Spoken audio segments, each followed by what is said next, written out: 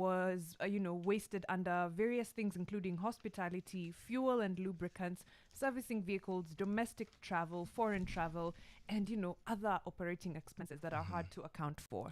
And of course, extravagance is what we see in everything that when it comes to matters budgeting. And of course, the collapse of the finance bill scuttled plans to raise additional 344 billion in new taxes.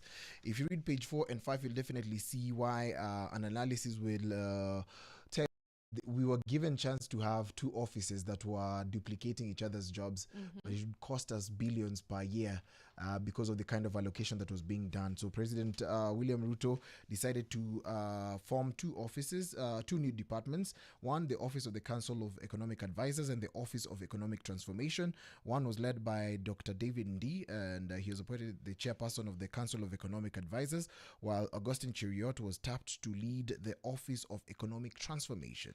That's right. Both of them doing the same job, although one, I would say, more arrogantly than others, going by their tweets, if we're being quite honest. But there's a lot of wastage that needs to be curbed as President Ruto seeks to remove 177 billion shillings from his initial budget. So that duplication of roles is one area that could be tapped into as a way to potentially cut costs. Of course, the wastage that I mentioned at the beginning is another way to easily cut costs.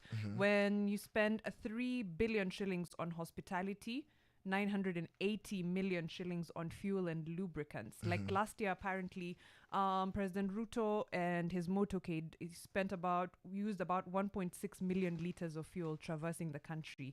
That is a ridiculous amount. Servicing vehicles for 358 million. Traveling for 14 billion shillings, and other operating expenses. This is the part that gets me, because other operating expenses amounting to 32 billion shillings. I don't think you can say other when it's in the billions. It needs to be a breakdown of exactly where that money goes, because other operating expenses for 32 billion is just too big a budget line to be quoted as other. I mean, if you tell me 5 million for other expenses, I'll definitely say that with the spillover of what you're trying to create as a budget, than miscellaneous.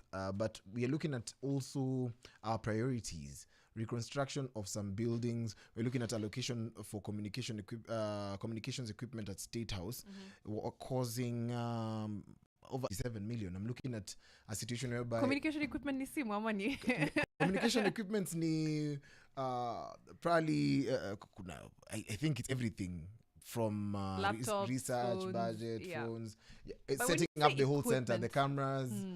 okay. It's such an ambiguous term, right? Right? That's exactly why I'm like, what do you mean communications equipment? I think the true thing is sometimes these budget lines scare us. Saying this desensitized to big numbers, we a billion, million, and it doesn't even click. And then we saw what Kenyans did with Mchanga for 30 million shillings. People put together that to help the victims of the protest, like police brutality on the protest, right? Iyo 30 million imelipia kila mtu hospital bills, although some are still pending. It's paid for funeral cost, burial permits for anyone who lost their lives. It's paid for mobility aids for amputees who lost their limbs. It's also paying for physiotherapy for anyone who needs long-term care to be able to walk again. Na bado Mariam, we're still looking at the 200 million cut from blood transfer services, 100 million cut from cancer care expansion, 500 million cut from new medical equipment, 500 million cut from Kenyatta National Hospital, and 110 billion cut from education. JSS teachers. Imagine with that 52 billion, we would have done this same budget at least 10 times more. Think.